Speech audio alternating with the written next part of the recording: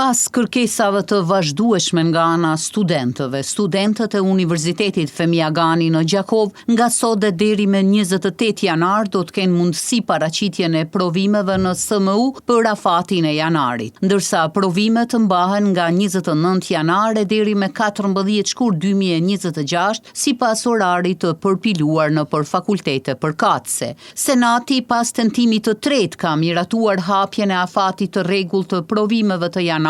duke garantuar ushtrimin e një të drejtë themelore akademike për studentët. Ndërkohë, në një reagim publik të rektorit Drilon Bunjaku, thuhet se senatorët kanë reflektuar duke vepruar në përputhje me përgjegjësitë e tyre institucionale dhe duke ndaluar cenimin mëtejshëm të drejtave të studentëve. Ky vendim është marrë duke vendosur interesin e studentëve dhe stabilitetin akademik mbi çdo dallim tjetër. Kujtojmë se në këtë universitet në 10 ditët të fundit ka pasur disa reagime nga rektori Drilon Bunjaku në lidhje me mosvotimin e kalendarit akademik për vitin 2025-2026 nga ana e Senatit, ndërsa në anën tjetër nga Senati kishin deklaruar se miratimi i kalendarit ka ardhur me vonesë, pretendime këto që rektori Bunjaku i kishte hedhur poshtë. Reagime kishte edhe nga strukturat e organizatave studentore, të cilët me çdo kusht kërkonin që afati për vlerësimin e studentëve të hapej sa më shpejt, pa anuar nga asnjë palë. Këta të fundit përmes takimeve dhe rrjeteve sociale kanë ngritur zërin qartë me vendosmëri dhe me përgjegjësi të plotë, duke kërkuar jo vetëm një premtim,